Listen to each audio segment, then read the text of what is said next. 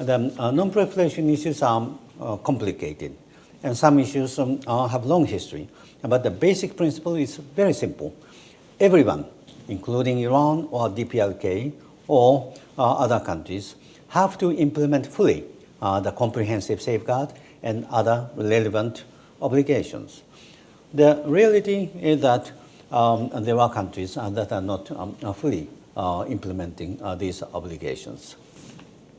The two main safeguards issues on the agenda in recent years have been Iran and North Korea. These are very different cases. What they have in common is the fact that both countries have failed to cooperate fully with the IAEA. This makes it very difficult for us to do our job effectively. Seen from London or Vienna, Iran's nuclear program often causes most concern. But from the perspective of Australia or Japan, for example, both of which I visited a few weeks ago, and from other countries in the Asian Pacific region, the North Korean program is equally worrying. Since April 2009, the IAEA has not been able to implement any safeguards measures in the country. North Korea's recent statement about uranium enrichment activities and construction of a light water reactor are deeply troubling because it is contrary to the UN Security Council resolutions.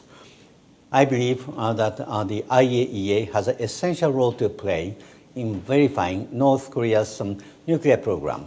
I have called upon North Korea to fully comply with all of its international obligations and to cooperate fully with the agency.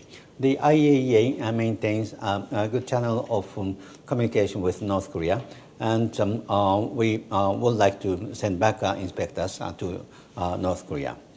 In case of Iran, I reported last November, in November 2011, that the agency had credible information indicating that Iran had carried out activities relevant to the development of nuclear explosive devices. We did not say that Iran has some nuclear weapons or Iran has decided to manufacture nuclear weapons. But we said that we have information and we have requested Iran to clarify, engage with the agency to clarify such information. We have intensified our dialogue with Iran this year, but despite the negotiations and dialogue for some 1 year, there has been no concrete outcome. The IAEA will continue to have dialogue with Iran. In September this year, I had a meeting with the Vice President of Iran, and we confirmed our commitment for dialogue. And we offered that we are ready to meet with Iran in the near future. But so far, no concrete date is fixed for the meeting. The current situation is that the IAEA can verify that nuclear material declared to us by Iran under a safeguard agreement is not being diverted to military purposes. However, Iran is not cooperating fully with us, so we are unable to provide credible assurance about the absence of undeclared nuclear material and activities.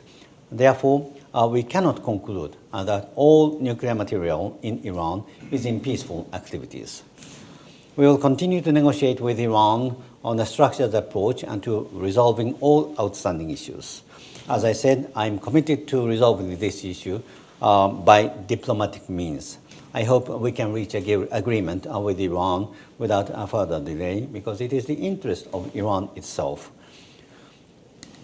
I believe that the IAEA verification activities represent an important contribution to the goal of global nuclear disarmament.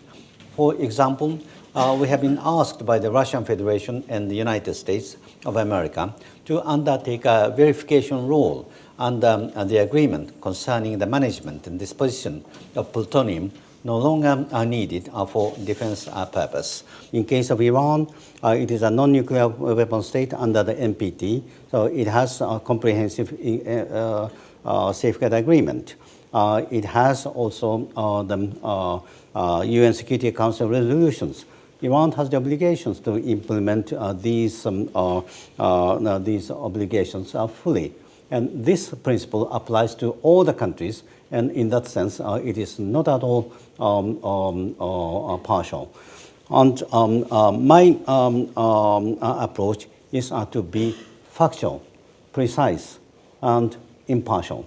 If you read the reports that I circulated since 2009, you don't see strong words. It is very factual, and we spend hours and hours to be precise. And we provide facts, and we hope that it is not us, but those experts and countries will pass judgment. We try to be impartial as much as possible, as factual as possible, and precise. My relation with member states, I am elected by member states, and it is just natural. I serve for the interest of all the member states. It is not only for the United States, for all the countries. For the developing countries, they would like to have more technologies, and I'm doing utmost for that purpose. Some countries want to use nuclear power, and I'm helping them. Some countries, for some countries, the priority is nuclear security, and we are working for that. I'm working seriously for the nuclear weapon-free zone in Middle East. Interests are different, but my responsibility is to serve the interests of member states, not another way around. The nature of the issue is very different, and the environment is different. I very often say that in one sense, the situation is in North Korea is much worse. North Koreans declared to have withdrawn from NPT, expelled all the inspectors, and detonated nuclear explosive devices. This is a very bad situation compared to Iran.